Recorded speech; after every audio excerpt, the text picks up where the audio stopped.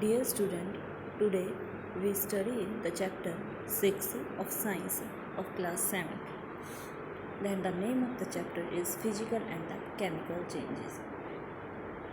आपको अच्छे से पता भी होगा कि फिजिकल चेंजेस क्या होते हैं और केमिकल चेंजेस क्या होते हैं, और इसको हम इस चैप्टर के अंदर जो हमारे डेली लाइफ के जो एग्जाम्पल हैं उनसे स्टडी करेंगे। तो देखो, स्टार्टिंग में लिखा गया है, every day you come across many changes in your surrounding. हम अपने चारों तरफ सराउंडिंग के अंदर बहुत सारे चेंजेस देखते हैं। दीज चेंजेस में इन्वॉल्व वन और मोर सब्सटेंसेस। इन चेंजेस के अंदर एक या एक से ज़्यादा सब्सटेंसेस होते हैं।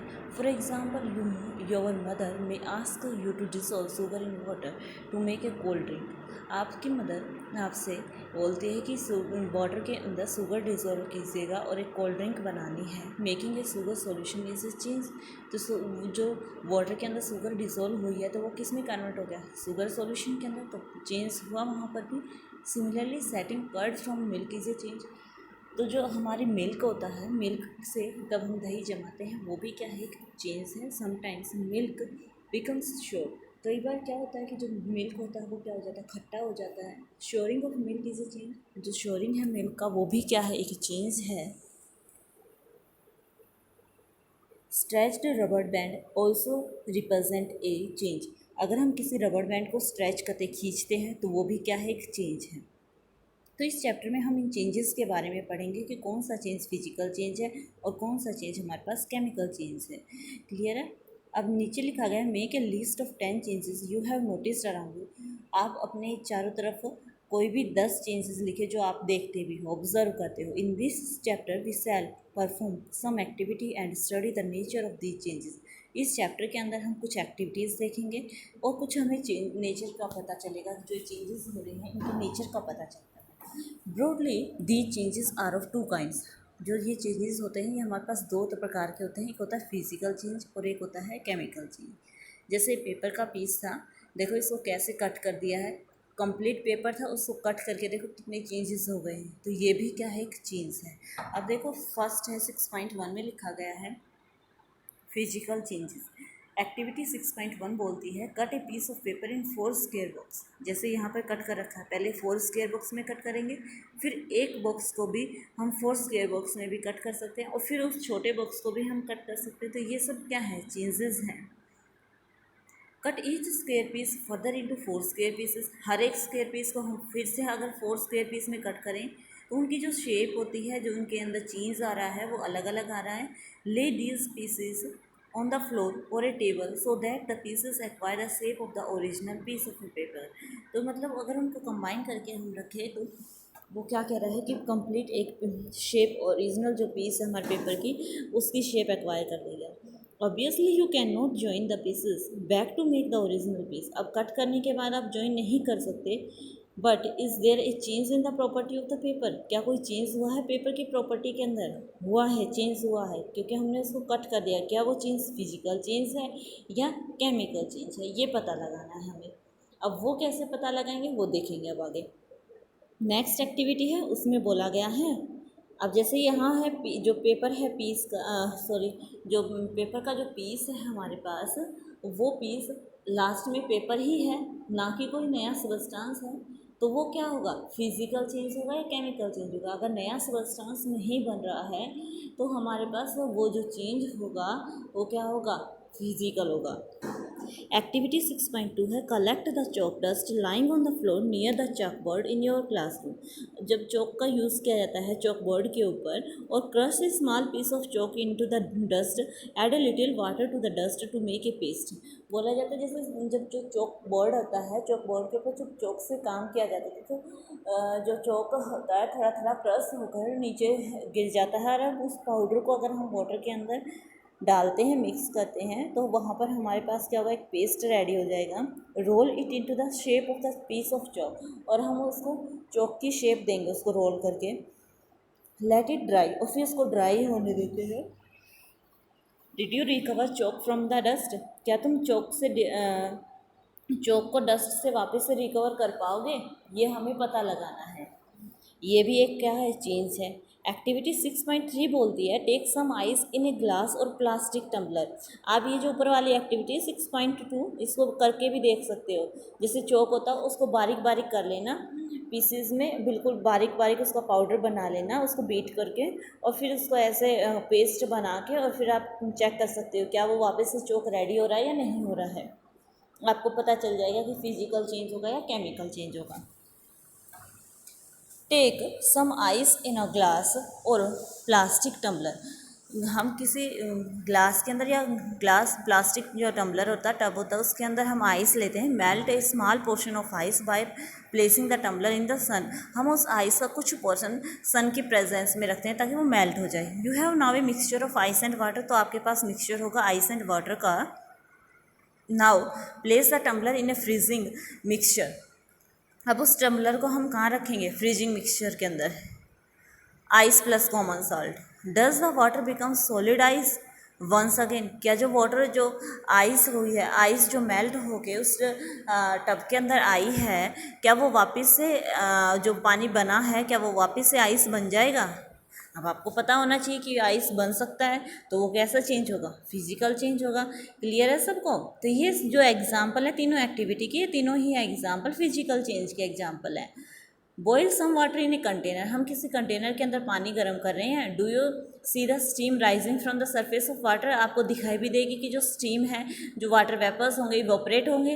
Hold an inverted pan by its handle over the steam at some distance from the boiling water. जैसे ही हमने एक पैन लिया, उसके अंदर पानी गर्म कर रहे हैं और उसके ऊपर हमने उसके ऊपर एक पैन और रखा है, और वो पैन और जो नीचे जिसके अंदर गर्म पानी कर रहे हैं उसके अंदर थोड़ा सा गैप होना चाहिए। और फिर हम देखेंगे कि जो उस पैन के ऊपर जो वाटर वेपर्स हो रहे हैं वो अटैच हो जाएंगे और वो वापस से उसी के अंदर ड्रॉपलेट्स बनकर उसी फर्स्ट बीकर के अंदर आ जाएंगे।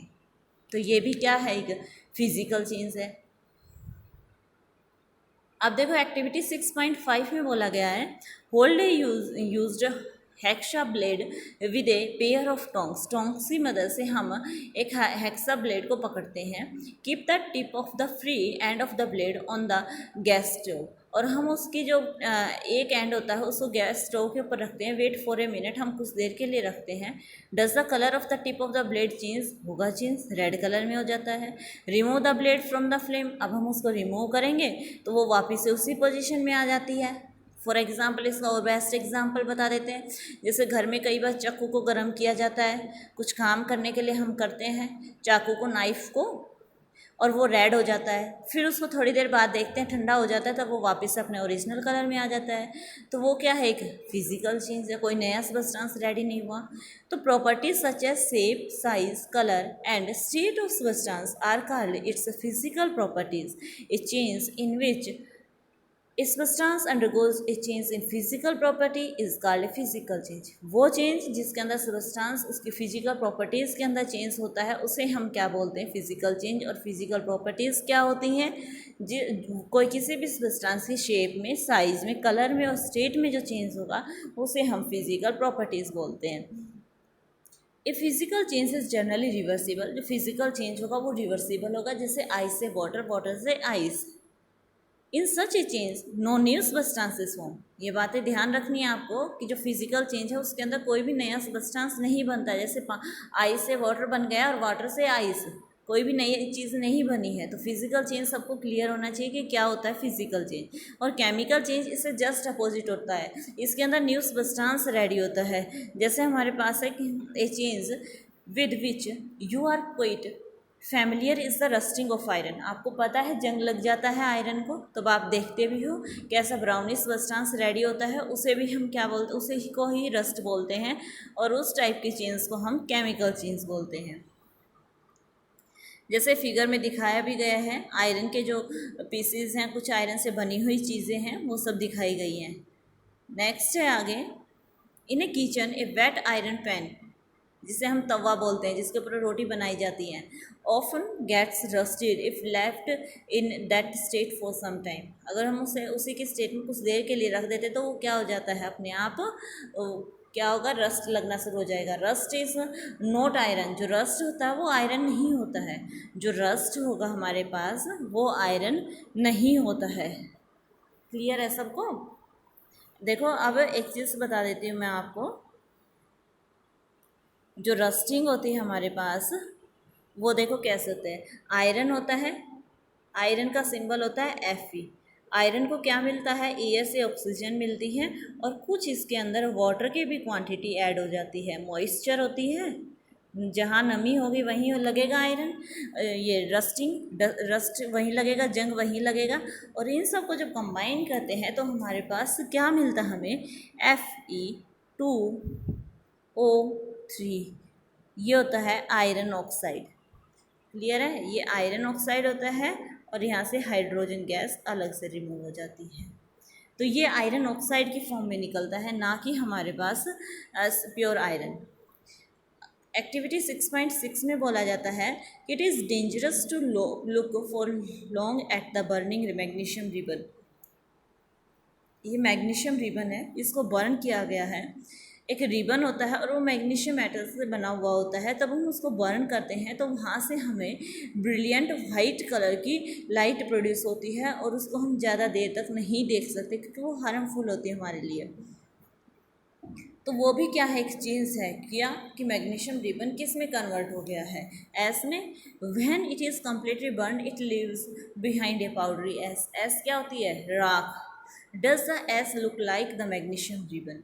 क्या जो एस है क्या वो मैग्नीशियम रिबन की तरह दिखेगी? नहीं। तो इस चेंज को हम क्या बोलेंगे? Chemical change. तो मैग्नीशियम की रिएक्शन होती है ऑक्सीजन, एयर के अंदर ऑक्सीजन होती है और क्या बन जाता है हमारे पास? Magnesium oxide.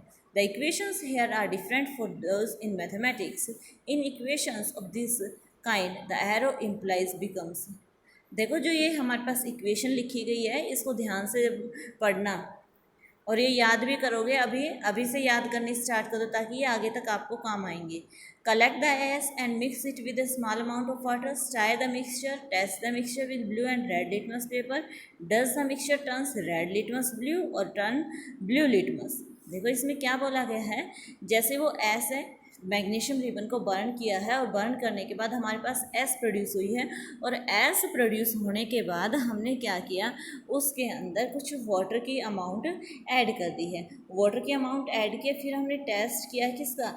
एसिड का और बेस का। कैसे करेंगे हम? लिटमस पेपर की मदद से, red and blue litmus paper. उस जो सॉल्यूशन रेडी हुआ उसको रेड लिटमस पर डालेंगे और ब्लू लिटमस पर डालेंगे और चेक करेंगे क्या वो एसिडिक है या वो बेसिक है।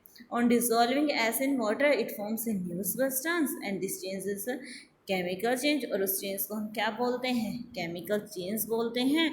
और ये रिएक्शन लिखी गई है कि जो मैग्नीशियम ऑक्साइड है, जो एस है, ये एस बनती है और ये वाटर के साथ अब रिएक्शन होगी तो हमारे पास मैग्नीशियम हाइड्रोक्साइड मिलेगा हमें। तो क्लियर है ये सबको? नेक्स्ट है हमारे पास आगे एक्टिविटी है 6.7। एक्टिविटी 6.7 में कहता है to be demonstrated by the teacher. Teacher के द्वारा की जाती है क्योंकि ये केमिकल लेबोरेटरी में होती है। Dissolve about tea spoon full of copper sulphate.